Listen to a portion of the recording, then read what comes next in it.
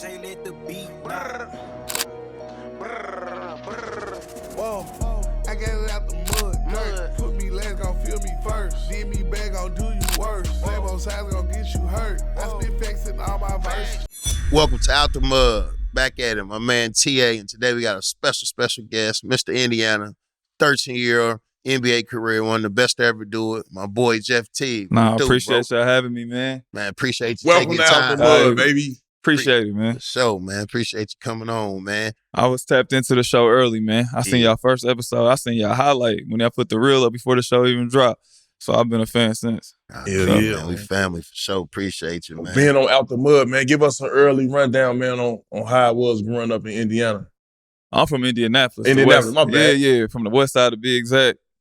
So I grew up normal life. My mom and dad was together. I got a bunch of brothers and sisters, like 6 of us. And I lived with my cousins, and we had foster kids. We had all type of stuff. So it was just cool. It wasn't nothing too crazy.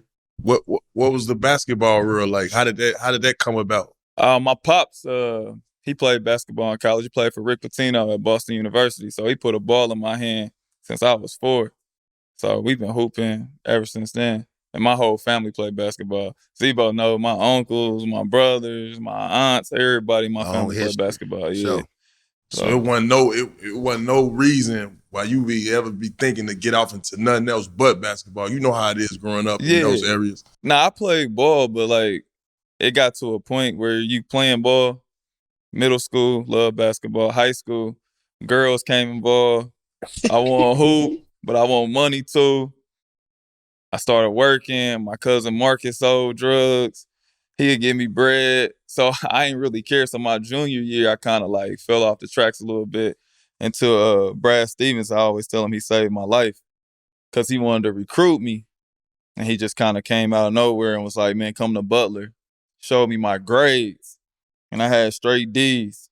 And my pops was there, and I never brought a report card home. And my pops was just like embarrassed almost. And that kind of just changed my whole trajectory from like hooping and stuff.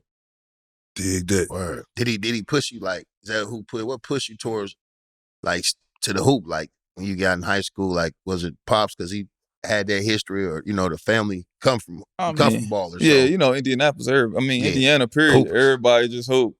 So like growing up, y'all was like folk heroes to us. Yeah. Like, they like, I remember you had the box, like the little box cut when you was at Marion. I'm like, young freshman starting. Then we like go to the games and you going against Jared Jeffries and Sean May.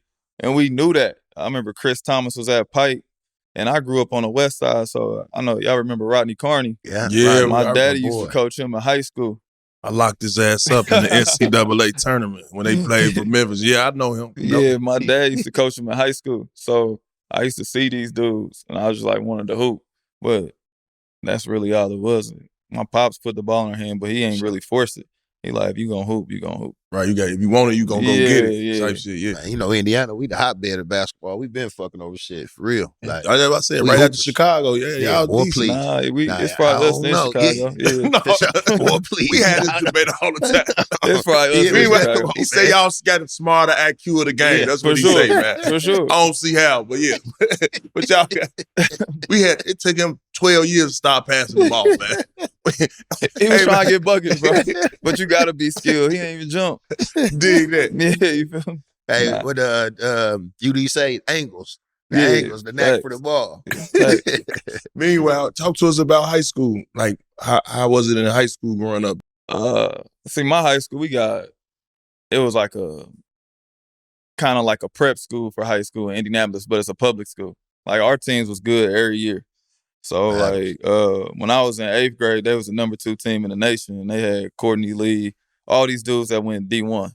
So my freshman year, I was coming into a situation where they still had good players. Like Courtney was there, dude named Robert Vaden was there, and Pike was just like a bed for basketball. And that's why I went there. I wasn't supposed to go there. I was supposed to go to Northwest High School where Carney went.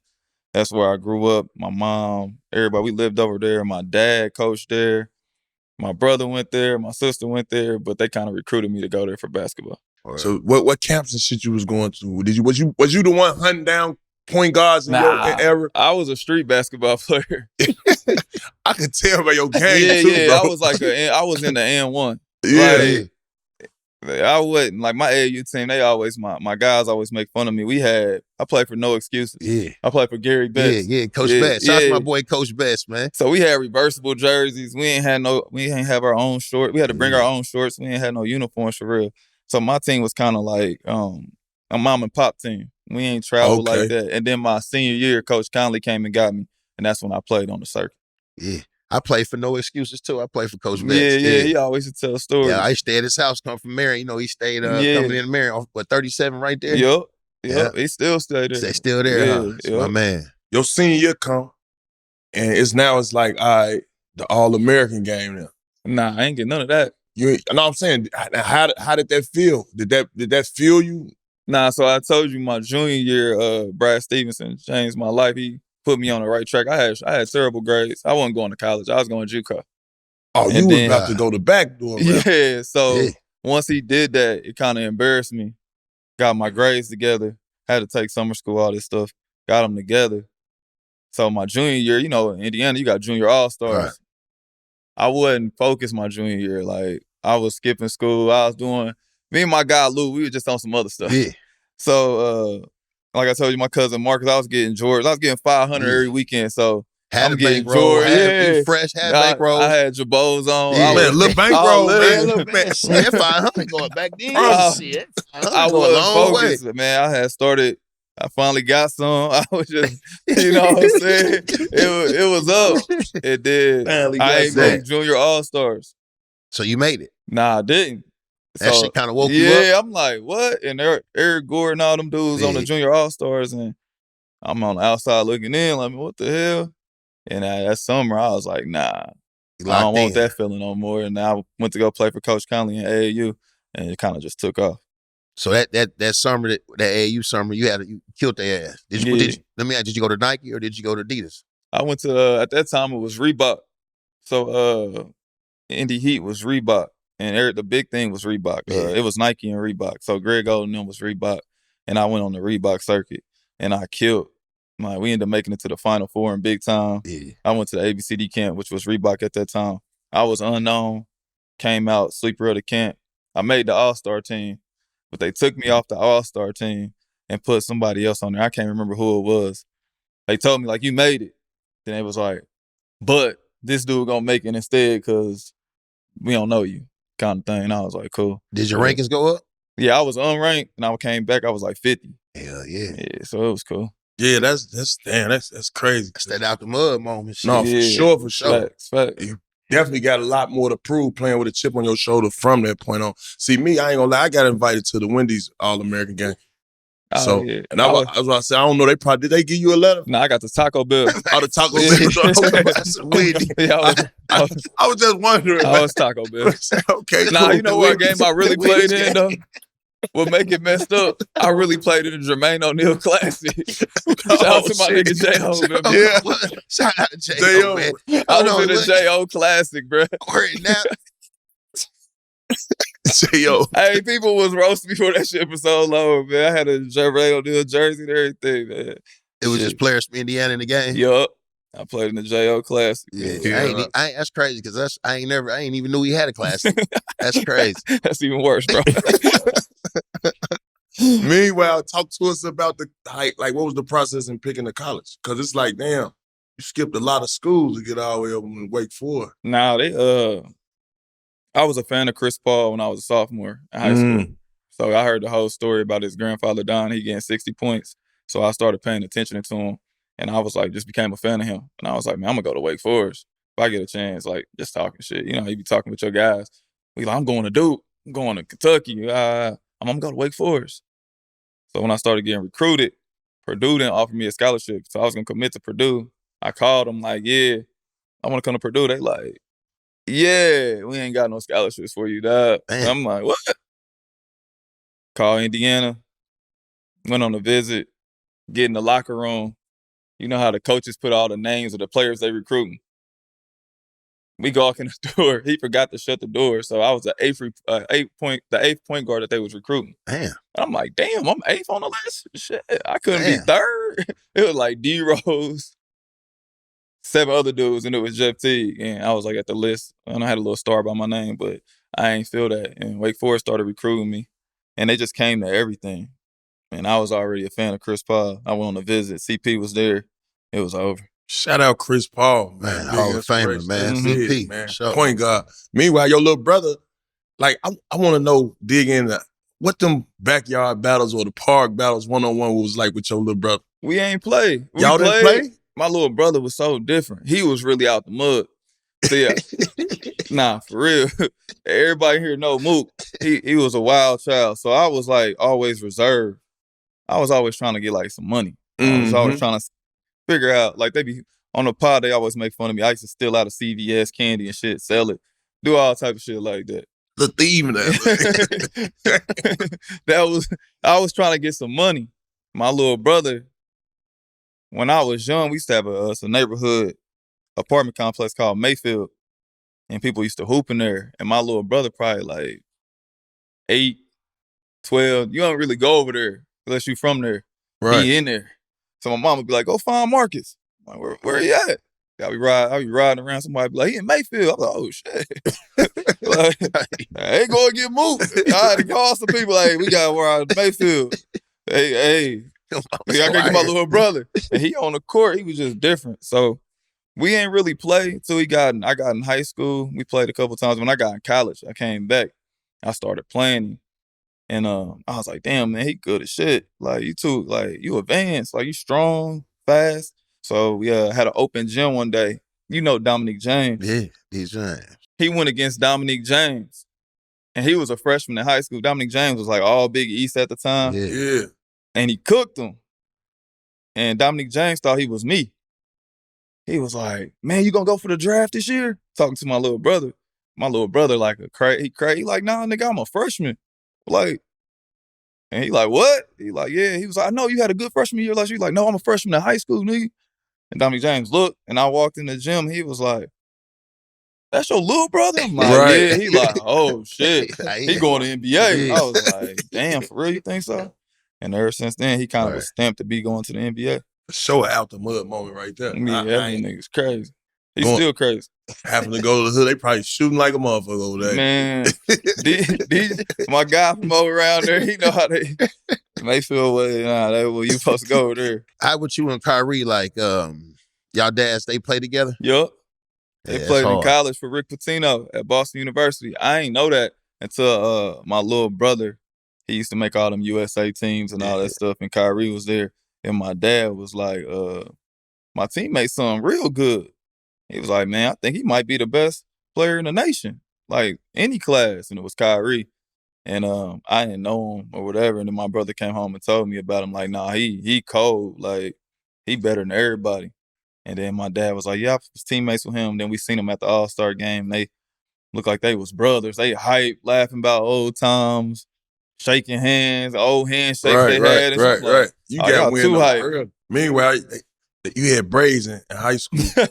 What are you on, man? What forced you to cut the cornrow, man? Goddamn, man. Cause my shit, when I had my shit, I ain't gonna lie, I had braids too in JuCo. Yeah. But my shit wouldn't grow back here. Man, my shit wasn't draping at all. Look that. My shit touched it. My shit was on my shoulder. Yeah, it was long. Yeah, I had started growing my hair in like 4th grade. Oh, okay. So then when I got to my senior year, going to Wake Forest, my mama was like, who gonna braid your hair? My mama braided my hair. So she's like, who gonna braid your hair? She was like, to be real, she was like, there ain't no black people out there, Jay. Who gonna braid your hair? I'm like, shit, she wanted me to cut it. And I was like, shit, I'll cut it, and I cut it. Yeah, because when I got to Oklahoma State, I still had my braid. Yeah. She went on vacation, but meanwhile, Coach Sutton, that was one of his, like, non-negotiables. Yeah. Hey, man, you want to play for this program? You got to cut your hair. Yeah. So me, at the time, bro, I didn't realize when you get your hair braided, you supposed to wash it, you supposed to, you know what I'm saying? Yeah. Wash it, condition it, and then get your hair cut. This nigga. I took my braids down and then got my hair cut, man. I'm talking, I had a bald fade with about 8 lines. Yeah. That's happened to me too. So I had to ask that. I had the lines in my head. Man, my shit looked so bogus. I ain't gonna even Crazy. But no, man, when you got to Wake Forest, man, talk to me about. I know there's a lot of a lot of ethnicities all around the campus, culture shock. It was a culture shock. Pike is majority black school. Like, I ain't really talked to anybody else but my guys. So when I got to Wake Forest, I never really left home. I went on AAU trips. That's it. Never lived nowhere else. I only lived in Indiana. I go to North Carolina. It was different. Like, as soon as I get there, dudes had on Sperry's. I'm like, man, what the fuck y'all wearing? Like, what are those? I got, I wear J's every day, Jabos, Forces, hats, all this stuff, and they got on Sperry's, polos. I'm like, man, what? And they were just different. But it, like, opened my eyes because they was driving G-Wagons and Hummers and all this stuff. It's a private school. So I started seeing that, and I'm like, hold on. And then I met you meet people who parents are doing some crazy stuff, and you can't even believe, like, bro, and they just living life. Like, my parent worth $80 million. My parents worth $200 million. You like, damn, for real? Like, I don't care about this. You need something to eat, Jeff? Like, yeah. Hell yeah.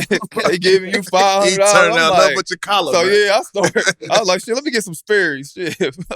Let me get a polo. I started trying to blend in, but it was a culture shock at first. So let me ask you about skip back. The McDonald's game. You didn't make the McDonald's game? Nah, I ain't make none of that. So how did you feel about that? Did that put a chip on your shoulder? And I know you already playing with it. We from Indiana, so we already playing with a chip on our shoulder anyway. It kind of like solidified me when I went to ABCD camp because I seen, I played Eric Gordon. Like, if we could talk about high school, every game that I played in high school my senior year is dang near against an NBA player. Yeah. So, like, I knew they was good. I knew Eric Gordon was the number 2, 3 player in the country. But I had 30, he had 30. So I'm like, I ain't too far off. Yeah. So when I went to ABCD and I became one of the best in the camp, I'm like, all right. I wasn't thinking about McDonald's, though. I wasn't thinking about that. I was just hyped that I was going to college. I got scholarship. Hell yeah. I wasn't thinking about it. I wasn't thinking about the league. I wasn't thinking about none of that. I was just rolling. I don't even know. Shout out that boy EG, man. Yeah. Sure. They need you on the pod, EG. Yeah. Out Indiana the mud. boy, man. For out sure. the mud. Facts. So you weren't even thinking about the league. So Nah. tell me what it was like going into your freshman year at Wake Forest. I ain't played the first 7 games. So I tried to transfer because my coach died when I got there. Skip Prosser died on our summer workouts. Damn. We had a workout. We on the track. We go in. He run around the track. He come in. He passed away. So that's who recruited me. I ain't know none of the other coaches. So we started practicing and stuff. I tried to leave, go to Purdue. They was like wanted me again. Like, yeah, we'll take you now. My mom was like, nah, you can't leave. And I'm like, why? I want to be closer to home. I ain't really like Wake Forest at that time. She was like, nah, you got to stay. I had a dream. I'm like, what you mean you had a dream? She's like, I had a dream you're going to make it to the NBA. You got to stay. And so I stayed, but I wasn't playing. So I'm like, that dream fucked up. I was like, I don't know what dream you talking about. This ain't the dream. This ain't Dr. King's right here. I got a different dream. But so I stayed, and then eventually, just working hard. They gave me a shot because we were sad. So I was like, get a freshman a shot. In my first game against Vanderbilt, I had 15. Coach was like, who can score the ball? I'm like, shit, I can score. He like, fuck it, you starting tonight. I start, I get 15. And then I just took off. She writ right there. It's gone. Man, and it's funny, though, because I'm like, for your size, you was athletic as shit. So talk to me about that training and where that athleticism come from. Bro, I ain't gonna lie to you. I ain't trained. Bro, I don't know how I made it to the NBA. I'll keep it real with y'all, bro. Everybody here know me, bro. I did not. I just hoop. Yeah. Like, I could just hoop. I ain't do drills. I ain't do none of that. I just hoop. Yeah, you was natural talent. Yeah, I just played. I shot on the gun. That's it. And I play one-on-one. But, like, if you put me in when I got to the NBA draft, I tell y'all, I couldn't do fundamental stuff. I could mimic anybody. Like, if you find, after a while, if you do it after a couple times, I'll be able to do it. But, naturally, left to right, step into your shot, I hopped. I just did everything wrong. Yeah. But then if you teach me how to do it a couple times, I get it. But I ain't really trained. I just hoop. That's crazy. You played with our boy James Johnson, man. Yeah. Tell me what that was like, man. He was crazy. Kung Fu boy Joe. James, man. I love James, bro. He the bro. coolest dude ever. And he the most giving dude ever. So we can say it now. We was getting money in college. Like after our freshman year, we beat Duke. We was lit. Like I think I had 26, he had 26. He was about to go to the draft. And I'm like, nah, you gotta stay. Cause I knew like we could be good because we was getting Al Farouk the next year. And he was the #1 player in the country. I'm like, man, if you stay, we gonna be hard. Everybody going to the league. And he was like, nah, I'm gone, Teague. I'm like, damn, I ain't got no running mate. Yeah. And I had my dog Ish was there too. So Ish was like, Shout man, we out gotta, Ish, we gotta boy get him to Ish. stay. So I talked to him. He was like, all right, I figured out a play. He did whatever he had to do. Stayed. And it was history. But the thing I love about James, like, I ain't had no money. Like, my cousins, I had some money because my cousin would send me money. But it wasn't no money. Like, 4-5 grand. yeah, he was giving me that. James would. So James would be like, hey, every month, here go $2,500, nigga. Send it to your mama. And I'll be like, I was fucked up. Like, my mama, nigga. Damn, James. I was like, nah, this going to be. Sound like James had the NIL money for it. I don't know what he had going on. Shout out to my dog. But he always made sure, like, I was cool. Yeah. Like, he gave me his truck. He about to go to the draft our sophomore year. I didn't put my name in yet. He left right after we lost in the tournament. And he left the keys to the Tahoe. He had a new Tahoe on 26. Yeah. Like, hey, that's you, Teague. I'm like, hey. I drove that mother back to Nats. I said, you took that mother back to the hood. What? Yeah, I ain't even had no title. I'm just on the highway. Man, no you title. bogus to the motherfucker, man. What's wrong with this? I wasn't tripping, though. Hot as ever. Yeah. I don't know. I was like, man, is this your car? He like, nigga, don't worry about it. I ain't tripping either. Nah, James, man. Shout out to my boy James. Only nigga I ever seen kick a rim. Yeah. Man, bro, he's so gifted at everything, bro. He started breakdancing out of nowhere. Yeah. Go up, flip, kick around. And he's 6'8", 260. You like, what the hell? That's my dog, though. For sure. So your second year, you earned second team all conference, right? Yeah, I got robbed. You supposed to be first team. Yeah, I was an All-American and made second team. Yeah, that's odd. Yeah, it was crazy. That's real odd. But did that boost any of your confidence? Did they give you another drive? Nah, because my freshman year, I had made freshman. Like, I made the freshman team or whatever, right? And I had 26 on Duke. And then the last game of the season I had against NC State, I had like 26. I was like, yeah, I'm here. And I was averaging like 18 in the ACC. I was like, yeah, they can't guard me. And getting that in the ACC at that time? I was like, they can't guard me. Damn. So that, I give a lot of credit. I always make fun of CP. But I give him a lot of credit because that summer, he came back to Wake Forest a lot. And he had Rudy Gay, KD, Pargo, Jared Jack. He had all them coming back to Wake Forest too. And we would play. And CP, if you know him, he like tough on people. So like when you think you doing some shit, he'll like try to humble you. So like I was having good days. He'd be like, that motherfucker ain't ready. He ain't ready. But he was juicing me up to be like trying to kill people. He like, he ain't good like that. And tough then, like, love. Yeah, then Pargo just pulled me to the side one day because I shout out to Pargo, but I was killing him. Yeah. And I talk a bunch of shit. So I'm like, man, this motherfucker, he was just in the playoffs. He can't fuck with me. If he playing, I'm good, like doing that. And CP like, play for real. Pargo pulled me to the side and said, nigga, I'm playing for real. Don't worry about this nigga. You good. Who your agent?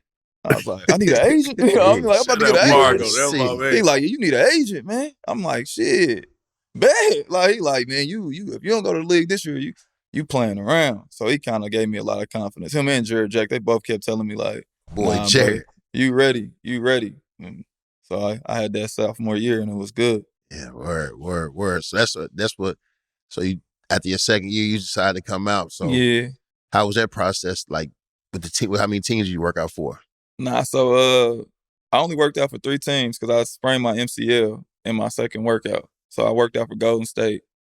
I told you I ain't really do workouts. I ain't work on shit like that. So I just went to the workout. And they doing all these drills. They running lines. I ain't in no shape. I'm tired. I'm like, yeah, I ain't going to Golden State. I called my, I ain't going to Golden State. He was like, why you say that? I was like, shit, I ain't play good at all. He like, all right. The next day I go to Minnesota. I go by Darrell Summers and I dunked the ball. DeJuan Summers, I dunked the ball and he came down on my leg. And so everybody's like, damn, you gotta go back to school. They thought I tore my ACL. So I'm like, fuck. My dad like, it's over with, boy, you back to school. You gotta get your head right. And they just came back. It was like a grade 3 MCL sprain. So I was like, man. And Coach Conley was like, you can stay in the draft. You're going to get picked, man. At 21, New Orleans going to pick you. So when somebody told me that, I was like, I'm staying in. Then I did a workout, like, with a big-ass brace on with Milwaukee. I couldn't move. I just did shooting. And then I went to the draft. Man. Yeah, but that confidence was already there. You already knew. Yeah, 21. Yeah, but Atlanta picked me at 19, and I ain't never been to Atlanta. All I knew was Lil Jon and the East Side Boys in Magic City. For sure. That's all I ever heard of in my life, bro. For sure. And when we got drafted, my older brother said that to me. He was like, I'm going to Atlanta, fuck. Like, he was like, man, we going to Magic City. And I was like, I went on it, I typed in Magic City. I was like, oh, yeah. I'm going there. Yeah. Like, all right. Yeah, I'm going there. Shake your booty club. Meanwhile, what y'all do for the celebration once you got drafted? We was just at the crib. I ain't go to the green room? Yeah, I was just at the crib. Okay. They called my name. My family was there. We just got hyped. I ended up going out. Courtney Lee ended up taking me out. He had got drafted the year before. And like Chris Thomas and all these dudes I used to hoop around, they took me out. But I ain't drinking nothing at that time, so I was just standing on the wall. Yeah, just chilling. Just looking around. You were pretty fair for a square. It was cool. Yeah. You feel what I'm saying? I know you eyeballing something. You know what I'm saying? I mean, I had, No quiet nigga gonna be one knock something real fast. Come on, man. Hey, man, we know you, man. Don't do that. Yeah, hey, man, look, twice she gone, you know? Chinese name, one gun. One gun. Tell you, one gun. Nah, but I tell you, I want to tell a story about Z-Bo. Y'all know I always got a story. So after my rookie year, I don't play or nothing. But you come home, you still feel like the man. Like people going. So I had this birthday party. I always throw a party for my birthday. It was a weekend. And so I happened to have a party and Z-Bo came. And I had Toya, she used to mess with Wayne, first baby mom. She was like my special guest. Right, okay. So Z-Bo came. I ain't really got no money. You know what I mean? I'm a rookie. And they like, yeah, you got to buy some bottles. I'm like, hell nah. I thought the party was for me. Like, well, I'm buying bottles. You know what I mean? Yeah. They like, yeah, it's going to be like $3,500. I'm like, yeah. I was like, I don't drink. I started hitting people, I don't drink. Like, Z-Bo came. I don't even think he knew me for real. He like, what's up, nephew? Come here. Little bro, appreciate you, man. Happy for you, man. Congratulations. Everything on me. Nigga, I was like, golly. I was like, what? That's my man forever, boy. And he stayed probably like 10 minutes, bro. All your guys out left super quick, but I was like, bro, he don't understand how thankful I am for that shit. And I appreciated that, boy, because I was looking crazy. I'm over there calling people like, can you swipe a card? I ain't got no card. I was like, he's like, everything on me. Don't even worry about it. For sure. Yeah. Family, man. Facts. Shit, that's just Z-Bo anyway. I ain't gonna lie. I done seen him do that a lot of times. Nah, man. He saved me, bro. He got a big heart. Yeah, like I told y'all yesterday, he a real teddy bear, but don't play with him like a teddy bear at the same time. You feel me? But more so than anything, man, your rookie year, man, tell me what it was like just being a rookie, man. You get to Atlanta, because you got to be focused. I know Magic City around the corner, but at the end of the day, your goal is to get on this court. Yeah, I had good vets, though. Mike Bibby was cool. He took me under his wing. He always made everything easy. I ain't never paid for nothing. He taught me the game. And then I had dudes that was vets, but they was young. Like Josh Smith was like 2 years older than me. He old soul, though. Yeah, but Marvin Williams was 3 years older than me. Al Horford like 2 years older, but they've been in the league 4 or 5 years. So they was cool. I could have talked to them. But like Joe, he was a guy on the team, but he wouldn't talk. So I'm like, I got to figure out how Joe can, like, if Joe like me, I'm going to get on the court. So that was my biggest thing, trying to build a relationship with Joe. And eventually me and him got super close and super cool. And that's kind of how I went through my rookie year, just basically trying to be Joe's friend. Yeah. And once I got cool with Joe, I knew I was going to play. Say Joe, silent assassin. Man, boy. Well, he ain't say two words, man. I'm like, boy, you make all this money, boy, got all these cars. Boy, you don't say nothing. I've been in there running shit. Hey, I don't like that, move that. He ain't say a word. Bro, I'm like, damn, Joe, you don't say nothing? He ain't say a word. Boy Joe, man. Shout out my boy Joe, man. So how was it like? Did you get some time? Like, what was the probably say the toughest moment of your rookie year? I ain't play at all.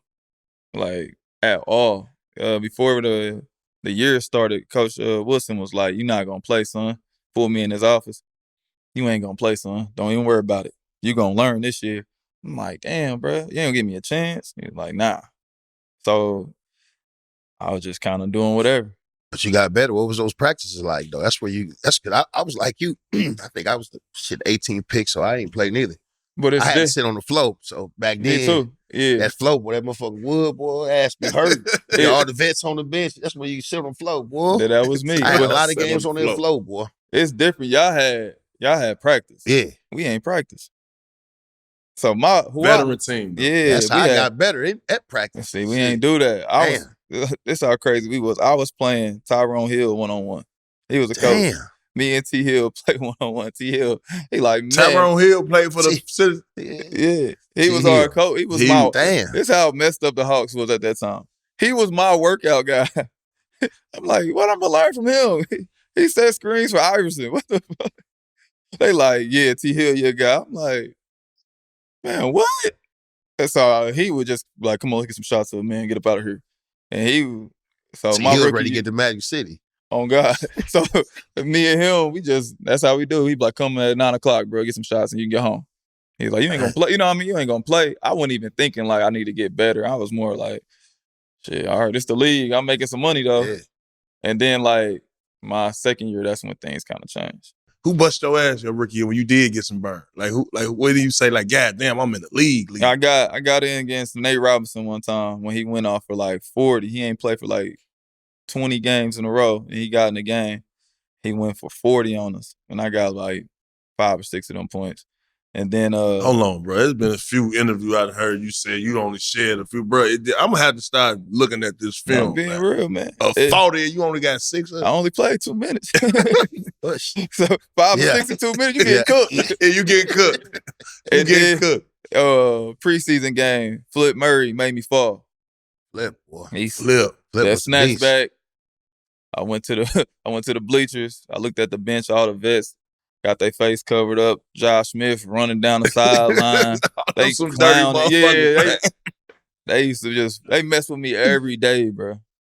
About something, bro. My rookie year, I was the only rookie. Yeah. And I had I had Eric Dampier, Joe Smith. I had some Eton Thomas. I had some old people on my team. And they used to make me do all type of stuff, bro. Made me dress up as a bumblebee on Halloween and give people food on the plane. Like, hey, take your ass to the front and get some food or we gonna popcorn your shit. And, you know, I had my first car. I had that Challenger. Don't popcorn my shit. I was like, y'all popcorn my car. I'm flatting everything. But, nah, they was cool, though. When did you realize, okay, cool, at this point, you know, I need to be on the court? You know, by that time, I'm pretty sure you're thinking about, man, motherfuckers getting extended. It's bread out here. When did you start taking it serious to know that, you know, you got the extension time coming up too? So my second year, Jordan Crawford, he ended up getting drafted to the team. And me and him was like, that was my guy. Still my guy to this day. We did everything together, but we wasn't playing. So we was like, we went the other way. We was like, we don't play on the game. We ain't gonna be the man on the court. Our thing was gonna be the man in the streets. So we went out every single day. Oh, no. Nah, I ain't lying. Every single day. Wait a minute. This so against everything I preach.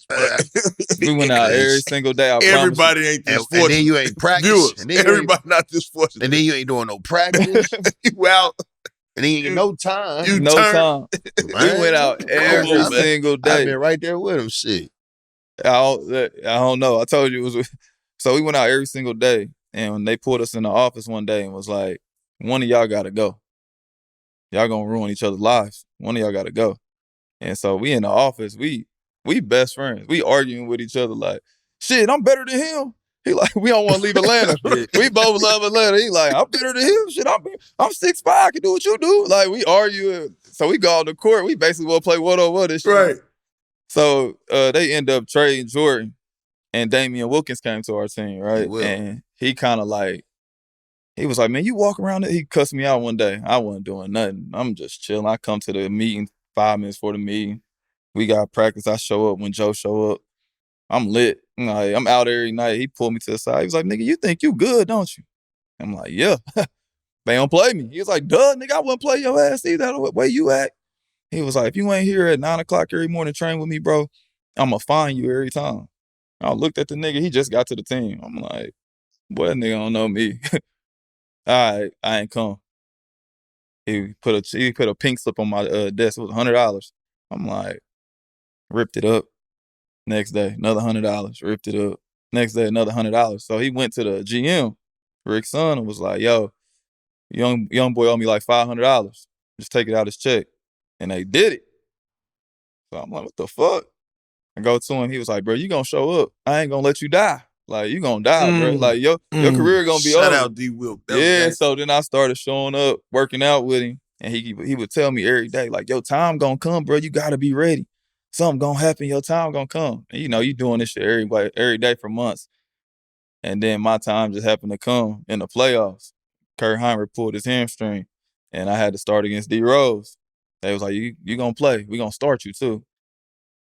Shit, I ain't played all year. You gonna start me against D. Rose? Damn. I was like, damn. But I was ready, like, though. I was ready to hoop, though. Ready. I had been training for 2-3 months. I was ready to hoop.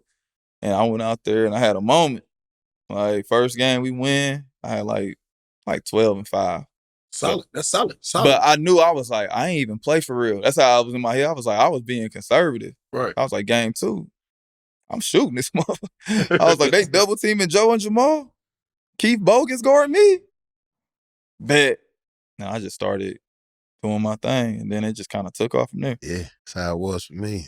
That playoff, that's that coming out party. Yeah, facts. I tell young guys, you always got to stay ready because you never know when your time get called. So yeah, I wish I could have did my rookie year over, like so I could like take it more serious. I mean, it was fun, but I wish. Yeah, you ain't gonna get no tick anyway. Yeah, and y'all ain't getting no practice in. Nah, we ain't practiced either. I couldn't even. It wasn't nothing I really could do my rookie year because we ain't practiced. But I mean, the guys was great though. And that ATL, boy, it take a lot, boy, to stay focused down there. Shit. Turning 20 in Atlanta was crazy. So we're gonna fast forward a little bit. How did it feel getting your extension? You get what I'm saying? Nah, my extension was whack. I mean, you can't say it whack. Come from where we come from. Nah, I was hyped to get the money, but the way Atlanta made me do it was whack. Like, I had a good year. I was averaging like 15, something like 15 and 7. I'm like, I'm having a good year. They like, yeah, you got to go find the money. Like, we ain't extending you. You got to go get it. You restricted free agent. Who the hell was the GM at that time? What's my man? Danny Ferry. Danny Ferry. Yeah. Danny Ferry. He was like, I'll never forget. He told me, man, I don't like, one year I had a great ass game. I had like 31 on the Magic. I ain't play no defense. That wasn't my thing. Defense wasn't my calling. That wasn't me. So I came in the game. We won. I sagged my pants and shit. We walking around like, he's like, put your pants up. And I looked at him. I was like, man, what the fuck? Like, nigga, man, get the fuck out. Like, me. He's like, I don't want to see all that shit when you walk around here, you sagging. You walk around here. And I'm like, what the fuck wrong with him? So I just kind of ignored him, got in the shower, got on the shit. So the next day at practice, he just come in the film room. He the GM. He just snap on me. Like, in front of everybody. Yeah, like, you don't play any fucking defense. You don't do all this shit. I'm like, damn. So then I knew, like, I was in a battle. Like, he didn't like me. He kept saying, like, you're not my guy. I was like, cool. So I knew when the extension came, I wasn't getting that shit. So I was like, damn, I got to go find it. And I found it with Milwaukee, and I signed it. So I had to call him. Best call of my life. I called him. I was like, they told me I had to call him and tell him don't match it. And I called him. I was like, I hate everything about you. I hate how you walk. I hate how you talk. This is stuff he said to me. I was like, I do not want to play for you. I don't want to be a part of your team. Please don't sign this. Like, I don't fuck with you. And he was like, okay, cool. Hung up the phone. I signed the extension. We all clapped in Milwaukee. The next morning, they take me to go find a house. He called me and was like, ha, ha, ha, ha, ha. That's how the NBA works. Way to do business. Good job. See you in Atlanta next week. And I was like, what? He was like, yeah, we're matching it. Bye. And he just hung up. Damn. Yeah. Damn.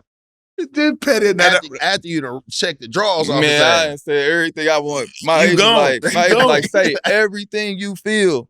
I'm like, I hate you. Like, I don't respect nothing about you. He said, way to do business. Bye, hung up. I came back to Atlanta. He had some big ass allegations on his name. Some email or something came out with this. That was this before that or after? Nah, so he did that to me, and then we had those good years, and then he did that to Lou Aldine. Like, he had said it, and that all came out, and it was just like, damn. That's how you really feel. Yeah, like, damn, that's him. Like, I seen him later in my career, and he came up to me, man. He just was like, man, I'm so sorry for how I treated you, bro. He was like, you just had a different way of doing business. I came from San Antonio. You was more relaxed. You know, I joke all day. So they all serious walking around and nobody on eggshell and shit. Yeah. I come in there and like, what the fuck wrong with y'all? Throw a basketball at somebody like, nigga, hey, nigga, quacking like y'all can't talk. And he ain't like that shit. And he was just like, you just had a different way of doing business and I ain't understand it and I just want to apologize. And I was like, it's all good, bro. Oh, okay. But then at that time, shit, you had signed, so now it's about showing and prove. This really my team. Shit. Yeah. You feel what I'm saying? And how was your approach to the organization after that? I ain't care because I loved Atlanta. Okay. So the fans love me. Fans rock with me. I ain't really care about what the upper management thought. At that point, I was just like, shit, I'm here. I'm trying to make the most of it. And I want to make the All-Star team. So I just started hooping. And we got a group together that was good. We all just rocked with each other. It was all just like a perfect fit. We ended up getting Kyle. We ended up getting Paul Millsap. Smooth left, and Smooth was my guy. But Paul he went to Detroit. Yeah. And Paul came, and it was just a different kind of, like, attitude. Like, he was more serious. And he was just, like, more of a team guy. Smooth was like, I'm trying to get paid. And I felt that because he had said to me, like, he's trying to get paid. Fuck all that. Get paid. And then Paul came with a whole... Yeah, Paul came with, like, let's win. Like, if we win, we all get paid. It wasn't like that. I was hearing get paid. Fuck winning, let's get paid. Like, get paid. And Paul was like, if we win, we get paid. And I was like, damn. And we just started winning. So what, 2015 was your first All-Star selection? My only All-Star selection. Shit, that shit ain't easy, man. Yeah, well, fuck, you made that's a compliment. Out the mud, we get honor in that. Nah, yeah. Sure. That was a huge accomplishment, man. I was so hyped to make that team, but I wish I didn't make it. I'm saying that because I got comfortable. Like, I was on a hunt. Once I got the money, I wanted to be an All-Star. I was on the hunt. Like, I was at everybody. Like, we was winning.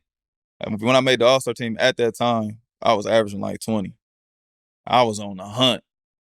After that, I was good. I was like, I made the All-Star team. Yeah. I started saying what Smooth was saying. It's time to get paid. Like, I felt I was underpaid. Because you outplayed the contract. Yeah, so that's I'm how like, that go. Yeah, I'm like, nah, it's time for me to get paid. So I wasn't even thinking about that. And like one of my homeboys, B. Hen, always say, boy, they told your ass to average 16 or 8.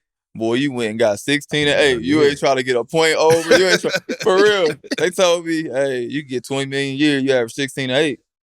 I looked 16 and 8. It wasn't nothing else, man. It was crazy. Where was the All-Star game at that year? New York. Yeah. So it was live in New York. It was crazy. It was cold as hell, but it was fun as hell. Yeah, it was live. All-Star now. I don't got no understanding of All-Star except rookie All-Star selection. Yeah. That I made it in 2005. That was cool. But to get to the big boy dance, talk to me about that. Man, when you get your name called, watching TNT and your name get called, it's like getting drafted again. Like, damn, bruh. Like, at this moment right now in the league, I'm one of the top 24 guys or whatever it is. Just like, damn, I'm having a hell of a year. It might not be the same next year, but just at this moment, I'm one of the guys. And to walk in that locker room with Bron and all these great dudes that I looked up to, I was just like kind of in awe. And then for my family to come and be a part of that and get to meet all these dudes they seen growing up and wanted to meet, it was cool. Yeah. No. And I ain't gonna lie, I remember that year because it was like, bro, when I used to see you, I ain't never used to see you smile. Nah. Like, what was it? Like, man, it was a cold killer look. I ain't smiling my high school yearbook. Yeah. I took that to heart when Wayne said that. So, like, when you hoop, I used to be like, I used to talk a lot of shit when I was younger. And Coach Conley was like, you too emotional when you hoop. Like, if I dunked on somebody, I yell at them, all that shit. And if you watch Lil Mike hoop, he kind of like that too. He don't smile, he just kind of do his shit. And he was like, man, you need to like act like you done it before. He was like, if you make a good play, you make a bad play. Just act like you done it before. Like, too emotional. And I just took it to heart. I ain't say a word. I just hooped. So what was it, 2015? Y'all finished first in the East. Yeah. We was the best team in the league.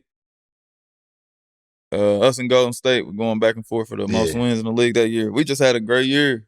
We was just gelling. Y'all made the All-Star team. We was just hooping. Hold on, P. They got 4 motherfuckers that year. Yeah. Damn. Look, watch this. They got Corver, Horford, Millsap, and Killer. Yeah. But I thought Smooth should have made it over Corver, though. That's just me. Like, Smooth, and he was hot. I know he was hot. Nah, he wasn't on our team that year. He wasn't? He was gone? Nah, he got traded for Paul Millsap. Oh, so he was. So Millsap came and changed the narrative on how y'all even play. Oh, everything changed. Like Coach Bud got there. Okay, we switched. We was an ISO team. Everything was ISO. They switched that. We became moving the ball like San Antonio, and it ended up being like the best thing for us. But yeah, we all made the All-Star team. We all had fun with it. That was a cool year though. We was beating teams by 30. At the end of the year, it messed up my stats, really. I was averaging like 19. We was subbing. We was doing like 5 in, 5 out, like the last 20 games of the season. No, I remember like, playing y'all that year. Yeah. They came to Memphis, popped up. No cap. I remember that year. I knew we had beat the Cavs that year about like, on the average, like 25, 26 every time we played them. We was blowing Bron and them out. And All-Star, he was like, hey, I figured y'all out. And I was like, what? He was like, I ain't never talked to Bron. I'm like, I figured y'all out. I know what y'all gonna do. I figured y'all out. So when we got to playoffs, we was super confident. And he figured us out. All he did was put me in a pick and roll. Pick and roll, pick and roll. I'm hedging. Eventually, you're gonna have to switch. I'll switch. He'll bag me down to the free throw line. They'll send a double. J.R. Smith hit 8 threes the first game or something like that. Then Kevin Love, we like, help off Kevin Love. He hit 7 threes. It's like, man, it's over with. And he figured me out. It was over. Where you go out to Atlanta? I went back home. I went to Indiana. How was that coming back home? That was the best year of my life. Yeah. Going to play in front of the crib. Man, so let me ask you, tickets. Was it crazy every home game? Nah, see, tickets. The thing about being home for me, the one thing I love about Indianapolis for me, they like protect me. Like the city always protect me. Like nobody, like I show so much love to the city. Like I really love Indianapolis. That's my shit. Yeah. And they'll protect me. But like people never ask me for nothing when I'm at home. I don't know why. They don't never ask me for tickets. Like my sisters and them, obviously I get them tickets. But like my friends and shit, nah, they'll buy their tickets. Well, those some good folks there. Yeah, I ain't gonna lie. Like they good folks there. Shout out to Indianapolis. I had the whole Marion in that motherfucker. I mean, it's different when you come early. 5 grand worth You get there early. I'll be in there. It's different when you play one or two times a year there. When I was playing every day, people got they got jobs and shit. Like they wasn't coming to them games like that. Yeah. They ain't really care. But it was cool to like after the games, I can go to them same spots I went to growing up. And it was cool. That was my favorite year playing basketball. So that's your favorite year, going back home, man. You was over there with, who you was over there with? PG? Yep. CJ Mal? Hibbert? Nah, Hibbert wasn't there. Who y'all Monte? David West there with y'all? Nope. I came with Thad Young, Monte, Paul George, and Big Al Jefferson was on that team. You got a chance to play with my boy Big Al? Yeah, he was. Talk to me about Big Al. I love Big Al. Big Al got that motherfucker fake. One of the coolest teammates ever, bro. I ain't talk. So at that time, I only talked to people I knew really, and I ain't know none of them. So like me and PG the backcourt, and we never talked. So like everybody used to be mad at me, like, man, you gotta talk to him. Like I gotta talk. And Al Jefferson was the only one that him and Aaron Brooks, they got me to start talking to him. But I never would talk to PG. We just be on the court. Like we'd be on a plane ride. I ain't speak to him for like 6 months. Damn. That's why we wasn't as good as we should have been, because I just wasn't comfortable. I was a new dude to the team. And I got traded for George Hill, which everybody loved. G Hill. Yeah, and shout out to my boy that G was Hill, my guy too. And I'm like, another Indiana legend. He from y'all town too. Yeah. So everybody was kind of like, not upset, but it was just a weird feeling. And him and George Hill was PG and George Hill was best friends. So it was I just eyeball out at that time. So that makes sense, man. That makes sense. But you enjoyed your time in Indianapolis. I loved it. I didn't want to leave. Man. But the money came calling. I had to go. 3 year 57. Yeah. Yeah. 3 year 57. Now that's Real the bag. banker, The bag is here now. Yeah, come on with the bank. The bag is here now, man. Come on with the bankroll. Yeah. So now, I want to know now, does the professionalism pick up now? This organization want more out of me now? I got to come and show and prove now. How did it come? I mean, I was locked in Indiana. I ain't missed a game. I played all 82. I was there. Like, I wanted to be there. I was invested. I loved it there. So I was like locked in. I wanted to make the playoffs. And you know it's different when you playing in front of your friends and family every day. Everybody, they gonna critique you. Mm-hmm. Like, bro, you was ass today. So I like that kind of shit. So it kind of made me lock in. But then when I went to Minnesota, you know, Jimmy, Jamal, Taj, Cat, Wig, I was locked in that first year. We wanted to make the playoffs. They ain't make it in 14 years. Mm-hmm. So we got to make the playoffs. So I'm like, man, Tibbs told me, all you got to do is get these cats the ball and get 13, 14 points a game. That's all I need from you. We got enough scoring. So I just did my job. I was locked in. I ain't try to miss no games. Yeah. And I just did my job. And then shit got crazy. Yes, Shit got real crazy. It got crazy after that. Personality started flaring in that locker room. Yeah, first year was cool. That second year, it was over with. Damn. And being around, and obviously he the hottest topic of the league right now. And big shout out to Jimmy Butler. He doing extremely well for the Warriors. Yeah. But the way he was wired, was it more so his work ethic that let him know that what he know about the game is far more than what the organization know? Or was it just, I'm just a prima donna guy? Because a lot of people look at it like he just doing too much. Nah, Jimmy ain't a prima donna at all. That's what's crazy. Jimmy like a blue collar worker, but he just want his bread. Like, he ain't had no problem with. He had a little problem with Cat, the way Cat played, but it really came from like money. They extended Cat before they extended Jimmy, and obviously, Cat was on a rookie deal. The extension was up. Jimmy had like 2 years on his deal, but Jimmy like, I just changed this franchise. Like, before he got hurt, we was 3 in the West. Right, he like, that's a fact. I just changed this franchise. Like, pay me. I'm on a max deal right now. And man, that shit was crazy. Like, I was so, this is when I started joking and being cool with everybody. I'm calling Jimmy and Tibbs like I'm the fucking mediator. Hey, he like, is Jimmy coming to practice today? I called Jimmy, you come to practice today? Tell that motherfucker to pay me. Tibbs, he said pay him. He's like, Jeff, tell him I can't pay him right now. I'm like, well, Jimmy, they said they're going to pay you in the summer. He's like, I don't want the summer, I want it now. Tibbs like, tell him I swear to God. And I'm like, man, why the fuck? Pay me. Yeah. Shit. Give me an extra 10 or something. I don't know why I'm doing this. I'm doing all the goddamn negotiating. No, you would too. Yeah, I'm like, man, shit. And so we end up having a team meeting. And he expressed his feelings to everybody in the team meeting. And after the meeting, he was like, if this get out, I'm going to ask for a trade. I'm like, nigga, I don't give a fuck. Like, nigga, okay, ask for a trade. Man, he woke up. He literally did whatever he did. The tweet came out. He asked for a trade. But before all that, we have a practice.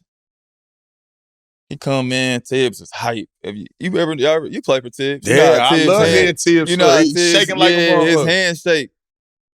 Jimmy ended up walking into practice. Tibbs' hand doing this. So I joke all that. I said, "Oh, look at Tibbs. That motherfucker wagging his tail like a dog. Look at that motherfucker head he's shaking like a Jamaican, man. Man, he go over there like that." Jimmy just walked in practice. He started stretching, so he think Jimmy about to play. Jimmy stretching. I'm thinking he is too. I'm like, damn, Jimmy, okay. Fuck, somebody must have told him. Jimmy just started doing other workouts. We got 2 courts in Minnesota. He on the other court doing his own drills, working out. We doing all this closeout shit, the stick, hand, all this shit. And then Tibbs was like, we're going to scrimmage. Motherfucker Jimmy hopped up. I'm playing. Tibbs. I'm like, he like, Jimmy, Jeff. Said the starters. Jimmy was like, fuck that, I don't start no more. I'm playing with, he picked his own team. It was all the G League dudes. 1, 2, 3, 4, 5. He was like, we playing first, starters. He was like, and I got Cat. Yeah. I'm like, damn. So I'm laughing. Me and D Rose crying, laughing. Like, this nigga crazy. So me, I'm an asshole. I'm like, I throw the ball to Cat. Kill that motherfucker, Cat. He steal the ball. Go down, they lay it up. Don't do that again. I throw it in the Cat again. Kill that motherfucker, Cat. Cat scored like a big elbow. We all run down the court. Man, we ain't scored another point. They beat us like 12-2. But that's the Jimmy Butler effect anyway. If you see how he play now, when it gets to the playoffs, he that type of guy. He gets shit done. So when you saying this, it's just his DNA, man. Nah, yeah, he was just like that. So they beat us. They ended up beating the second team. And we hyped. The starters like, man, fuck that, play again. And I'm playing for real. Now I ain't throwing the Cat now. We all mad. Jimmy run out like, y'all ever seen The Temptations? Remember when David Ruffin came out there and took the mic? Shit without me. He took the mic after he performed. He just ran in the back. Jimmy just took off. So Tibbs like, scrimmage. Everybody running after Jimmy. He on the elevator gone. Next thing you know, he on TV with Rachel Nichols. I was like, this nigga cold. I was like, he the best to ever do it. I ain't never seen this. Yeah, I was like, we in the practice facility. We sitting there showered up, people putting ice on. Dun-dun-dun, dun-dun-dun. Jimmy Butler exclusive interview with Rachel Nichols. What the fuck? We just was at practice with this. And he on there talking. I said, oh, he cold. I said, you the best to ever do it. I had to text him, Jimbo. Yeah. Unbelievable, my boy. No, that was Get clever. the money, man. That was clever. Damn. But during that stint, you know, obviously it was cold as hell down there. Oh, for sure. It cold, motherfucker. But you also just brought up a name, Derrick Rose. Who I believe, you know, Hall of Fame in my eyes. For sure. Youngest MVP, you understand? Yeah. Big respect for that guy. Yeah. Talk to us about the story he brought up about the 50-point game. First of all, why didn't you play? And what was that like hearing D Rose tell you, man, I'm about to go get 50? So I had like a little injury in my foot, but I ain't gonna lie, I was just like, I ain't playing. And he was like, we was sad as hell. I'm like, I ain't playing, bro. He pulled like, one of them today's NBA moments. Yeah, I was like, my foot kinda hurt. My toenail, man. Yeah, I'm like, man, my foot kinda hurt. He like, you playing? And he was just like, you playing? He kept acting like, you playing? I'm like, I don't know, man. He was like, let me know though. I was like, nah, I ain't gonna play. He was like, I'm going for it. I'm like, going for what? He was like, 50. Like, damn. All right. And now we playing the Jazz. They was a good defensive team. So I'm like, okay. You know, me, I'm playing around all day. I go to other dudes like, who said he getting 50 tonight? And they was like, oh, okay. Everybody laughing. We start the game off.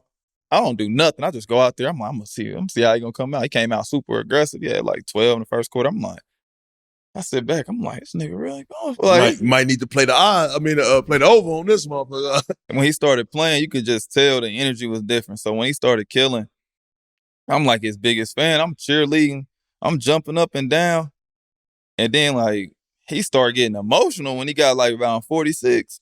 He started like crying on the court and shit. I'm like, was he? Yeah, like he was super emotional. So folks was crying on the court. Yeah, so he come to the huddle. He had like 48. And he like tearing up. The crowd going crazy. He like tearing up. And I'm like, nigga, get 50. Like, you know, yeah, nigga, like, you said it. Yeah, let's do it. You said you was going to do that shit. Da, da, da. And the whole team, like, just started like. They want the crack too. Everybody always get all water and shit. I'm like, everybody want we forget about the game and shit. We like, win the game. Coach Ryan Saunders crying. Everybody crying. I'm like, what the fuck? And then after the game, it was just a mess after that. Everybody was crying. He got that 50 and he said 50 ball. Yeah, when he said what he said on the mic, it was everybody in the arena was crying. He's like, man, I worked so hard, man. They gave up on me, you know, did the whole, and it was just like, yeah. And so me thinking, I'm like, man, I'm gonna capture the moment. I'm like, everybody get water bottles. And you know, Pooh, he got the dreads. I'm like, he gonna be shitty. But fuck, he just hooped. I'm like, everybody get the water bottles, hit him. I just took my phone and I recorded the moment. And I remember you got that moment? Yeah, I rember his wife just asked me, like, I had it and I posted it, and she was like, please send me that. And I'll never forget how, like, she was crying when I sent it to her. I'm like, damn. And then I went upstairs, me being me, knocked on his door. He lived the floor above me. I had a pent. He had the penthouse. So I go up there. I'm like, shit, I got 3 bedrooms. You got 5 bedrooms. So I go upstairs. He got the Supermax penthouse. And I go up there and I just bring some Douce. And I'm like, man, take a shot with me. And all his brothers was there.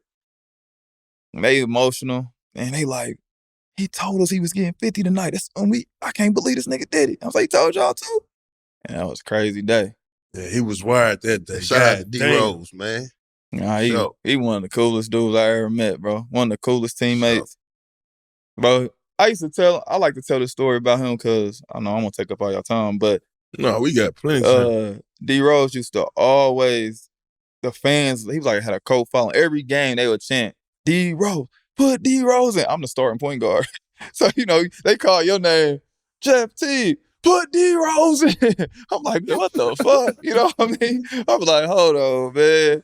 So I went to Tibbs. I'm like, man, y'all need to start D Rose, man. At least start him next to me or so. I can't take this shit. He like, man, I don't want to, Jeff. Nigga, you earned that shit. Word. I'm like, motherfucker, I ain't earning no more. Motherfuckers want to see you. Yeah, he's like, nah, bro. And I was like, man, he just showed me love. Like most people, they been like, shit, yeah, I deserve to start. Yeah. Like, I'm killing. He averaging 18 off the bench. I'm averaging 12. And he like, nah, bro, that's you. You earned that shit, man. Don't let them fuck with you. Like, he just kept the player with me. And I was like, damn. So I always fuck with him for that. Going to Boston with all that rich history. Yeah. Coming in is barely even enough numbers for you to even put on. That's a fact. I wore 55. 55. That's the only number they dare they had left. Yeah, that's it. Talk to me about just that atmosphere and what it felt like coming in. So it was the COVID year, so I ain't get that real Boston. Like, I played them in the playoffs a bunch of times, and I knew what the gym felt like.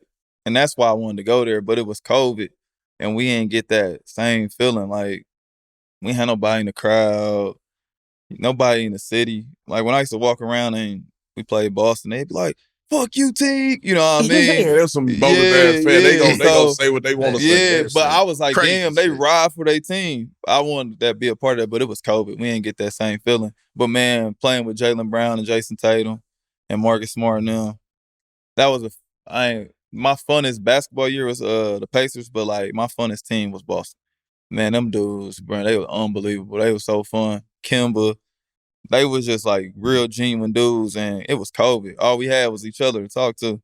Man, we had some times, man. Yeah. Are you surprised about they success that they having now, and even winning the championship now? Like, nah, you saw it early on in their work ethic? I knew they was great. They was so competitive. Like Jason Tatum and Jaylen Brown, they so competitive against each other. Like they play one-on-one. Peyton Pritchard too, all day. I played Jason Tatum one-on-one every single day. Oh, yeah? Every day. I'm about to leave the gym. Where you going, nigga? Hey, old head, where you going? I know you ain't leaving. Oh, you leaving today? I come back and playing. Me and Evan Turner. Then you see Jaylen Brown over there doing. They were just so competitive. I knew eventually they was going to break. They was going to win a chip. It was too competitive. Yeah, them boys some beast over there in Boston, though, for sure. So after there, it was a short stint in Boston. I was there. I got traded at the deadline. I'm making fun of people. Like, some of y'all motherfuckers gonna be up out of here. Yeah. Y'all better get the packing y'all clothes up. I was a motherfucker up out of there. Yeah. I'm like, yeah, you might be gone today. I'm joking to everybody. Like, ooh, I heard your name in them trade rooms. Yeah. Hoops hype like a motherfucker. Yeah, I'm like, yeah, you might be gone today, Hoops boy. Hoops hype. Brad Stevens called me. Everybody, like, my phone on the table. Brad Stevens called Kimber, like, Brad calling you, Jeff. I said, shit, it's over. I picked it up. He was like, Teague, we just traded you to Orlando. Orlando called me like, hey, you can come here. You never gonna play. We trying to be as bad as ever. Like, we gonna play all these young guys. You never gonna play. He's like, I can waive you. We can pay you twice. You get waived. We still have to pay you, but you can go to a different team and try to win. And I was like, I appreciate that. So that's when I went to Milwaukee. What that Milwaukee was like? Nothing. That's cold. Nothing. Oh my goodness. Colder than the world's heart. Milwaukee.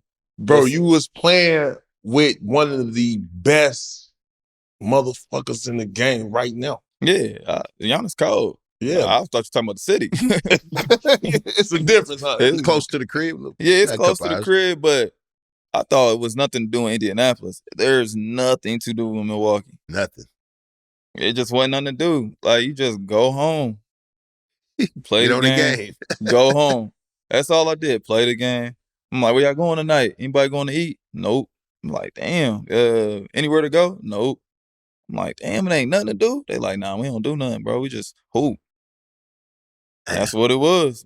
Man, that team was great though. Yeah. Giannis is unbelievable. Like, talk to us about his work ethic, like, because he seemed like the newest Shaq.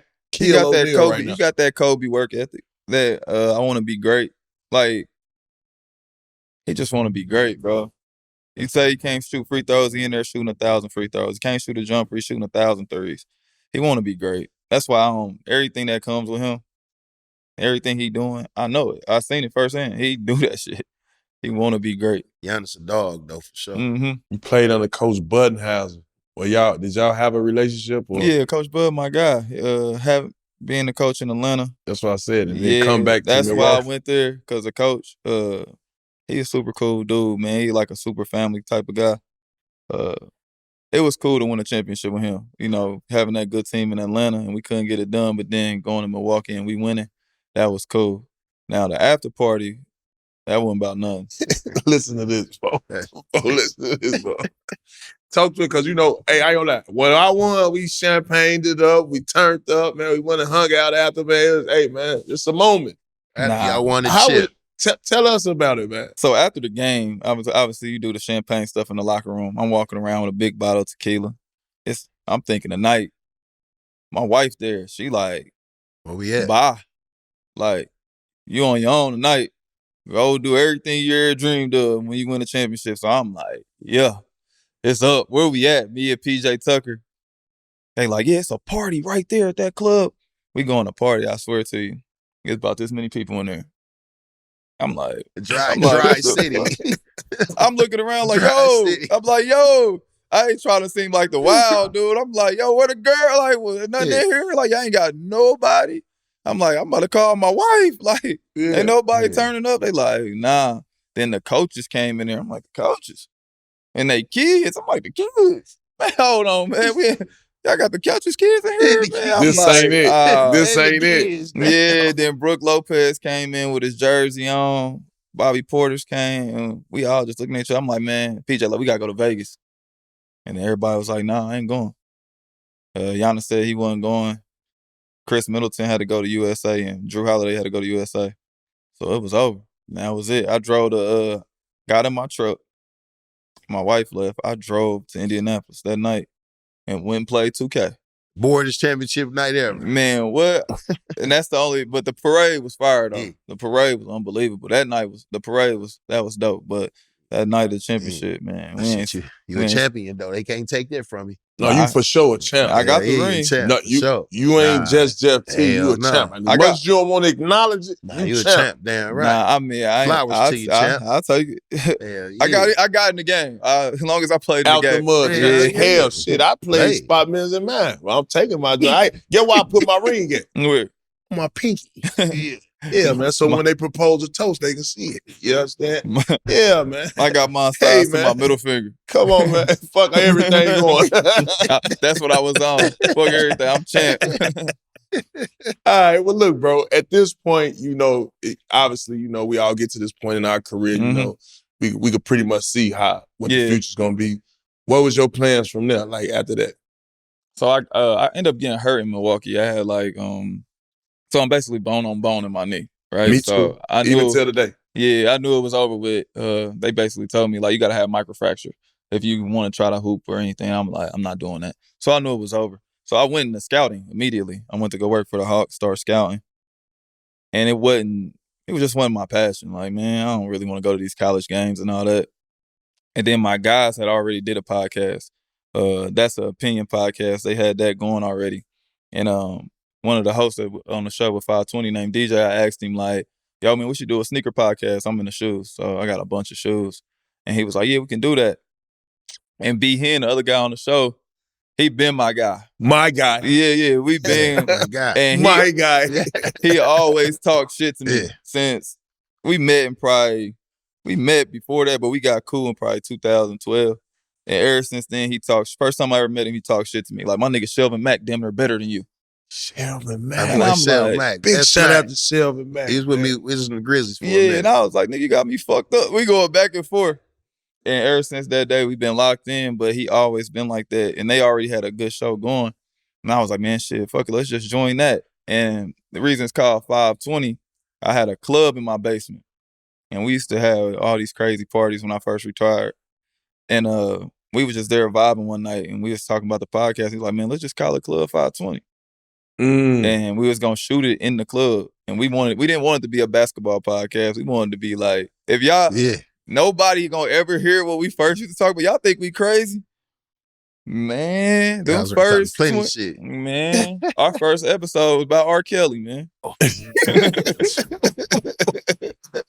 That's how I know y'all go but that's what I love about y'all shit. Yeah.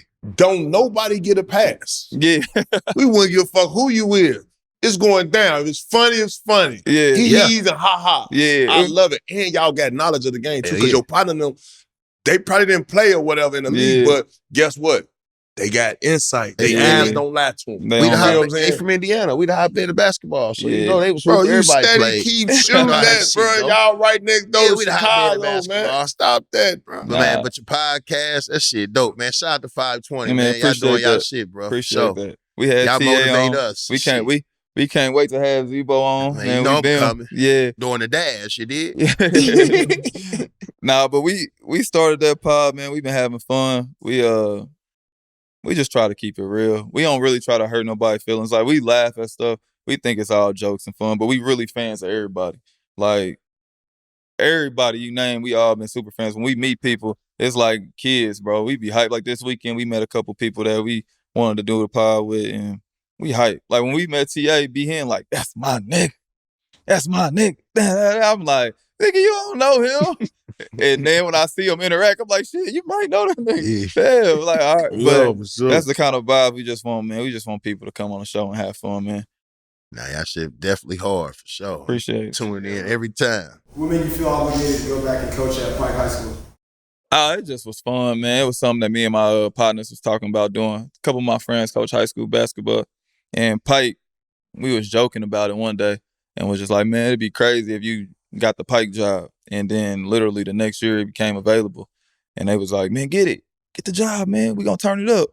So we did it. It's been fun, though. Yeah. You ever consider coaching in college? I mean, I would, but I ain't really thought about it. I just want to try to get Pike to where we competing for a state championship. If I get it there, then maybe. But right now, I'm just trying to help the young guys.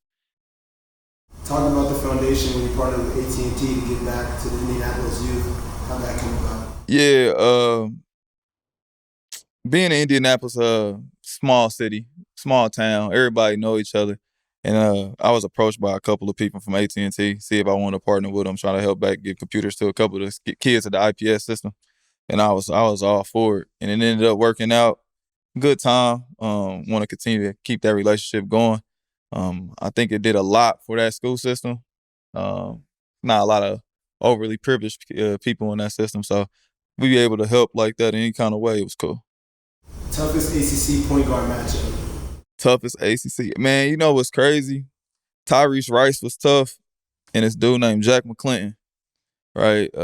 He went to Miami. He was a bucket. He sell clothes now. Y'all probably know Jack. He be in Miami. I don't know, but he sell clothes. He's a cool dude, but he gave us like 35 one time. He was probably my toughest matchup. So, which NBA player had you starstruck when you first got in the league? First got in the league, Iverson, right? It was only Iverson because he was playing in Memphis, right? My first year. And he was on the bench. And he was like, you know, I'm looking at him like, damn, like, I know Mike. I'm like, damn, but that's Iverson over there. And he like talking shit though. Like, what the fuck we doing, man?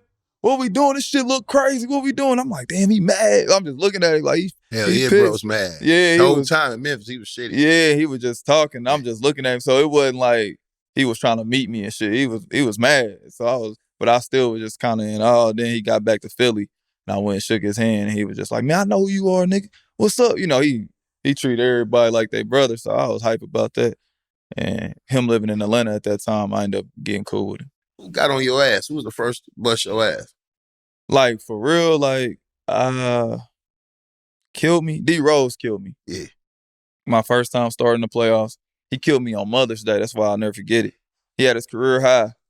That's why that 50 meant a lot to me because I was like, he finally got off that career high that was on me. Yeah. He had 40-something on me. We was going back and forth in the first quarter. I had like 10. He had like 14. Second quarter, I had like 14. He had like 25. Third quarter, I ain't score. He kept going. And then shit got spooky after a while. I was like, shit, let me get up out of here. That's crazy. What's your thoughts on the NBA today? Are you rolling with all these threes and threes and threes? Yeah, I mean, I don't care. Yeah, shit. I just like they get all the money. That's a fact. Yeah, like that's a fact. Sure. Yeah, like I'm glad that these like all of the young men, all these guys get to get paid and take care of their family. I mean, the brand of basketball probably ain't my favorite, but shit, who am I to judge? I ain't like the old timer basketball where they threw it in the post 100 times. I ain't like that shit either. So right. You ain't like look at big fella. Look at big fella like I don't know terms. You ain't like the term phones. Hell nah.